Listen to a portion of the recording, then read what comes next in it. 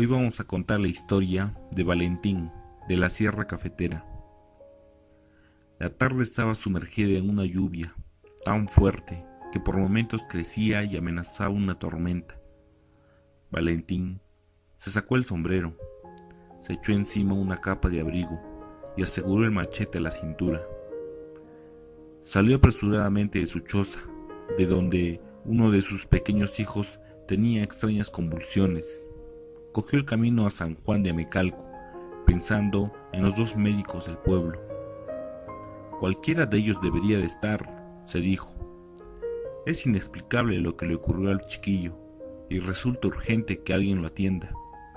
Su mujer le comunicó que había pasado el día en absoluta normalidad, que antes de la lluvia estuvo jugando con el hermano mayor cerca del río, mientras ella estaba ocupada en sus quehaceres, y de repente comenzó a llorar con dificultad, como si se ahogara.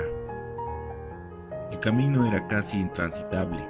Valentín trotaba en algunos tramos, y en otros corría y saltaba, impulsado por la vida de su hijo. Y así, entre piedras, barro espeso y agua abundante que caía descontroladamente, devoraba la distancia entre su aldea y la posta médica del municipio.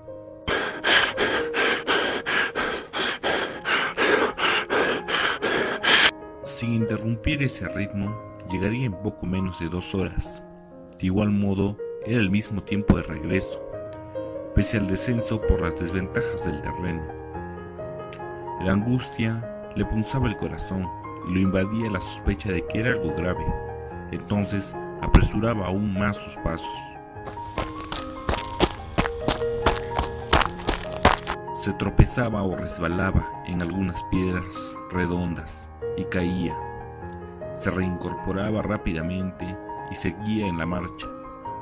A medio viaje, las sombras de la noche envolvieron la montaña. Valentín empezó a caminar más despacio. Sacó una pequeña lámpara y arrojó un chorro de luz algo más allá de su paso.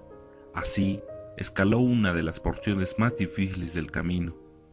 Ya a punto de llegar al último tramo, desde donde se abrían las primeras ventanas iluminadas de San Juan, Valentín percibió una silueta más oscura que el fondo de la noche. Segundos después, supo que se trataba de un hombre a caballo. Isidro Cabrera, el mismo.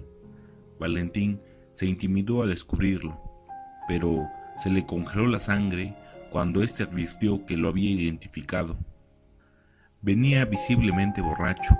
Podría asegurarse que, de no cabalgar, habría sido imposible conservar el equilibrio, pero mostrando una terrible agresividad y gritando palabras groseras, le echó a la bestia encima a una gran velocidad. «¿En qué buen punto te agarré, desgraciado?», le dijo. «Con esta oscuridad y con esta lluvia, ni el mismo diablo sabrá quién te partió la madre». Valentín cayó atropellado por el animal, pero se levantó rápidamente e intentó huir. Cabrera le cerró el paso y volvió a embestirlo, ahora haciendo uso de la reata que llevaba enroscada en la cabeza de la silla. Valentín se enardeció al sentir como si el flagelo reventara su carne, y en un embate de la cuerda se sujetó a ella con ambas manos y dio un fuerte tirón para derribar a Isidro Cabrera. Este se fue directo de cara a los pies del campesino y se revolcó en el lodo buscando la pistola. Valentín metió la mano debajo de su capa y sacó el machete para desgarrarlo con gran coraje sobre Cabrera. Este lanzó un grito grave y se desplomó, chorreando sangre por el cuello. Valentín no pudo contener el impulso y le dio otro machetazo. Lo arrastró fuera del camino y lo rodó por un pequeño declive. Bajó y lo volvió a jalar para dejarlo atrás de varias rocas cerca del arroyo que transcurría entre grandes troncos. Confundido en extremo, quiso ganar la espesura del monte, pero regresó a su cabeza la imagen de su hijo y decidió subir hasta el pueblo. pero antes se quitó la manga y sumergió repetidas veces en la corriente de agua para no dejar vestigios de sangre, aunque no pudo evitar que le escurriera la suya por la herida en la mano. También enjuagó el machete. Retornó al camino y llegó a la plaza principal. Junto al templo tenía su consultorio el doctor Dorantes. Valentín tocó la puerta y en la tercera llamada el médico asomó por su balcón. Doctor, doctor, clamó Valentín, lo necesito mucho, se me muere mi hijo, le ruego que lo vea, le suplico que lo atienda. ¿Dónde está tu hijo? ¿De dónde vienes? Vengo de San Nicolás, doctor, allá abajo. Valentín, señalando con el dedo, con el brazo extendido, trató de disimular la distancia. Pero ese pueblo está muy lejos, replicó el doctor. El agua no para de caer. Mira, por ese rumbo las centellas rajan el cielo y el camino es peligroso.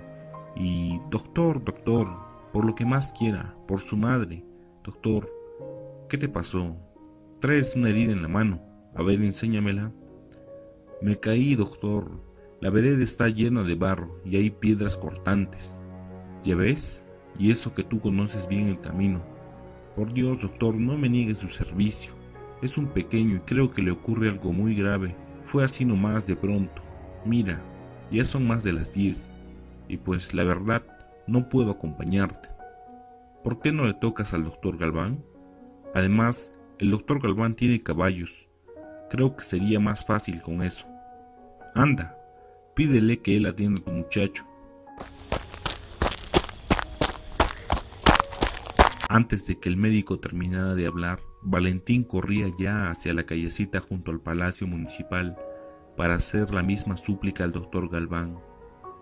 Llegó frente a su casa, encontró abierto el consultorio y se introdujo a toda prisa. Frenó cerca de un corredor, escurrió el sombrero y esperó ansioso unos instantes. Se le acercó una anciana arrastrando los pies e interrogó al campesino, y se volvió a retirar. La anciana asomó a una ventana y gritó al médico por su nombre. Fidel, aquí te buscan, parece que es urgente. El doctor salió en pantuflas y pijama y escuchó al angustiado visitante.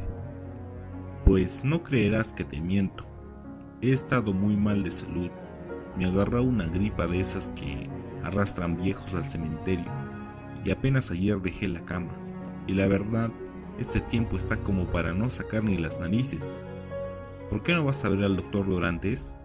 Él que tiene menos años que yo y está muy saludable y fuerte.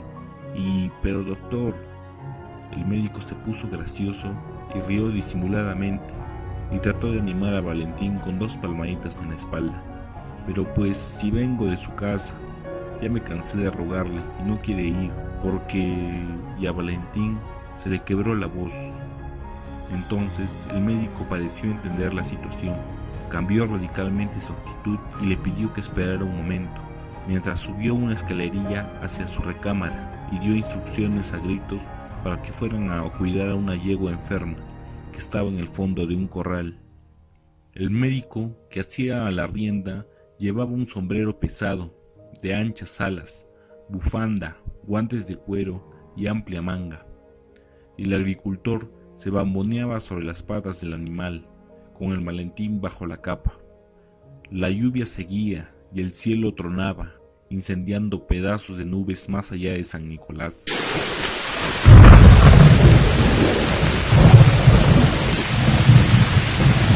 Sin pronunciar palabra alguna, descendieron los primeros trechos. Valentín revivía mentalmente el sangriento suceso que le parecía una inaguantable pesadilla. Cómo le había bloqueado el paso Cabrera, que le había amenazado con quitarle sus terrenos para entregársela a su rico patrón por la deuda impagable que tenía con él.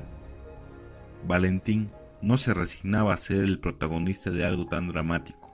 Siempre había pensado que matar era algo bestial. Siempre lo había impresionado profundamente los hechos de sangre, pero no había remedio. Se debatía en una realidad sin posibilidades de fuga. Estaba atrapado entre los barrotes de una verdad absoluta. Sin embargo, también era cierto que vagaba por un laberinto nebuloso, destinado seguramente a las almas homicidas.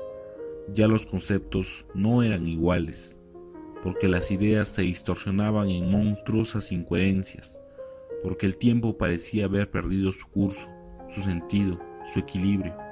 A Valentín se le había extraviado el tiempo en la encrucijada del crimen, y lo asaltaba un fuerte temor de que alguien hubiera descubierto ya el cadáver de Cabrera. «Oh, ¿no es San Nicolás ahí donde se ven esas luces?», replicó el doctor. «Sí, ese es mi pueblecito, doctor», dijo Valentín. «Gracias a Dios ya llegamos». La choza de Valentín estaba llena de viejas, con caras angustiadas. Cuando éste entró con el doctor, su mujer lloraba sentada en un catre, con el niño apretado entre sus brazos. El médico escurrió su sombrero y lo dejó en la puerta. Se acercó, tomó la mano del pequeño y colocó la oreja izquierda contra su pecho. Se incorporó después de unos segundos y, en un movimiento de manos abiertas como abanico, informó a los padres que ya no había nada que hacer. La mujer partió en llanto. Valentín se quitó el sombrero y cogió la mano fría de su hijo, e interrogó al doctor Galván sobre el motivo del deceso. El doctor examinó el cuerpecito, hizo varias preguntas que contestó la madre, reprimiendo y gritando alteradamente. «¿Una serpiente venenosa?». Las viejas se salieron con un aire frío en la cara. Como cuervos se juntaron bajo la sombra de la choza para hacer comentarios. Algunas viejas regresaron para consolar a la madre. El doctor Galván entregó el documento que daba fe del caso a Valentín, el cual salió corriendo despavorido a la casa de su mejor amigo, Simón. Era ya medianoche. Simón oyó en el fondo de sus sueños los golpes de su puerta y se levantó de inmediato.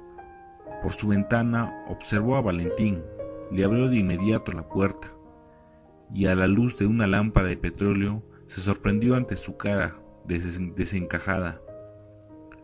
«Lo hice, Simón, lo maté a machetazos, no pude evitarlo», y Valentín se abrazó a Simón, incapaz de contener el llanto. Simón comprendió de inmediato la situación. Valentín le contó acerca de la muerte de su hijo y todo lo que había sucedido en el transcurso de su camino, y ahora Valentín le pedía consejos a Simón, el cual siempre le había dado buenos consejos, y Valentín siempre había confiado en sus palabras. Simón lo miró fijamente y, haciendo un gran esfuerzo por moderar la emoción, le dijo: «Solo hay dos caminos, Valentín, el de las oficinas de la policía en San Juan y el que te conduce a la sierra más allá, en la selva». Y Valentín replicó: «Yo no caigo en sus garras, Simón, aunque me pudre en la selva. Haz lo que puedas por mi familia. Defiende mi tierra para mi esposa. Ayuda a mi vieja para que la cultive. Échale un vistazo a mi otro muchacho. Yo intentaré espiarte y hacer contacto contigo allá arriba en el cafetal, y si se puede, porque no deseo comprometerte». Valentín se arrebató, abrazó a Simón desesperadamente y luego salió corriendo bajo la lluvia hacia la boca de la selva. Pensó en ganar tiempo, pero ya lo estarían buscando. Las fuerzas oficiales ya habían encontrado el cuerpo, así que comenzarían su búsqueda tras los pasos de Valentín. Y así, corriendo e internándose dentro de la jungla, pensó: no habrá salvación, pues Cabrera era protegido no solo del patrón, sino de mucha gente importante. Era de los incondicionales, no había duda. El pellejo de Valentín valía más que los indios que vivían a su alrededor, mugrientos como los llamaban. Valentín hizo un alto por primera vez desde que inició su caminata. Había recorrido una distancia que no pudo calcular por haber dejado muy atrás la senda conocida. Ahora ascendía a trechos escarpados y más adelante escaladas espinas que enlodaban los caminos. Valiéndose de hierbas y tallos trepadores, Así se iba hundiendo poco a poco en la selva. La lluvia decrecía por instantes para recobrar fuerzas y adquirir proporciones de tormenta.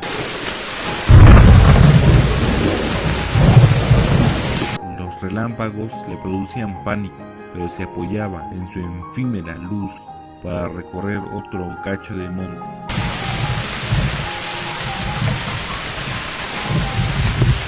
Sin embargo, en ciertos parajes le dejaban extravagantes imágenes que lo mortificaban al extremo.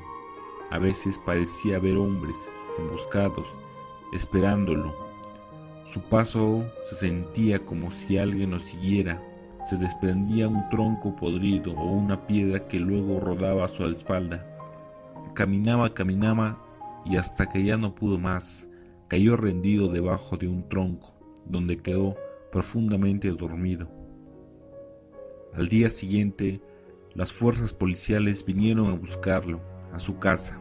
No encontraron nada, buscaron cada casa de cada indio, golpearon a todas las personas que vivían alrededor y nadie supo nada.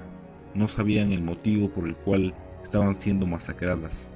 Todos señalaron a su amigo, Simón. Él debería de saber algo. Justo esa tarde, Simón fue llevado por las fuerzas policiales. Todas las personas pensaron que ya nunca más volvería. Simón fue torturado, pero nunca delató a su mejor amigo. Después de esto fue liberado y los aldeanos lo encontraron en un matorral cerca a su pueblo. Pasaron los días y Valentín se internó dentro del bosque. Empezó a convivir con los animales y a adaptarse al medio que lo rodeaba.